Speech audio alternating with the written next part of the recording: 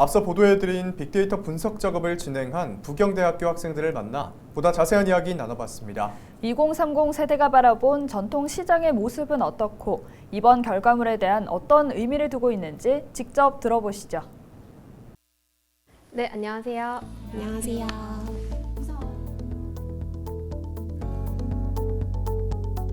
네, 저는 일단 개인적으로 요새 샛별 배송 같은 서비스가 너무 잘 돼 있잖아요. 그래서 마켓컬리 같은 저 같은 경우에는 주로 이제 체인점 마트나 편의점을 주로 이용하는 편이고, 저 같은 경우에는 이 근처가 대학가고 또 원룸도 많고 하다 보니까 하나씩 있는 마트에서 보통 사용하고 이용하는 것 같습니다.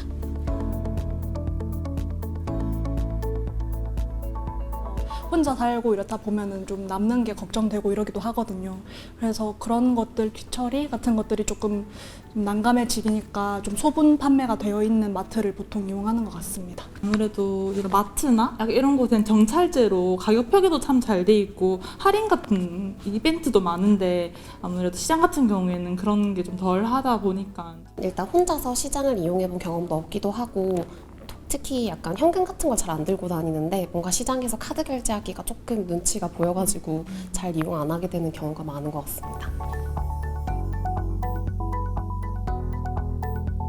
네, 저희가 가장 중점적으로 봤던 부분은 중소형 시장인데 자생력을 충분히 가지고 있음에도 불구하고 활용하지 못하는 시장, 그 중에서도 저희가 또 특별한 인사이트를 제공해 줄 수 있을 것 같은 시장을 위주로 선정하게 되었습니다. 일단 광안시장 같은 경우를 예를 들어보면은 광안시장은 좀 주변에 일단 광안리라든지 좀 접근성이 좋은 관광지가 있고요. 그리고 광안 종합시장이라고 해서 요 근래 좀 2030 세대들에게 좀 인기 있는 뭐 디저트 카페라든지 맛집이라든지 이러한 발달하고 있는 가게들이 좀 많이 생겨나더라고요.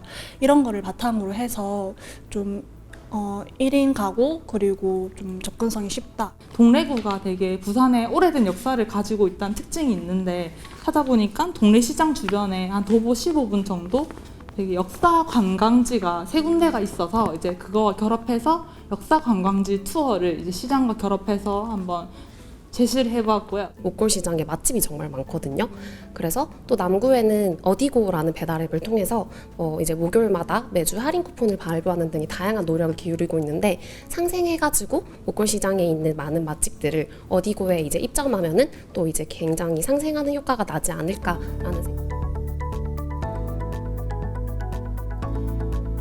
이제 인구 데이터라든지 상권 데이터라든지 이제 알면은 이런 마케팅이 효과적이겠다라고 보이는 부분들이 있는데, 그런 것에 대해서 이제 좀 알려드리고 싶다라는 관점에서 제공을 했기 때문에 상인분들에게 또 이제 상권을 분석할 수 있는 인사이트를 제공했다. 이게 굉장히 좀 큰 의의라고 개인적으로는 생각합니다. 전통시장 자체가 조금 좀 연령층이 높다거나 이런 이미지가 아무래도 좀 고착화된 부분이 있다 보니까 좀 여러 인사이트를 바탕으로 좀 다양한 세대를 아우르는 활성화 방안이 되었으면. 다른 시장과 차별화를 줄 수 있는 방법이 어떤지 제공함으로써 이제 좀 시장 활성화에 도울 수 있는 좋은 기회가 아니었나.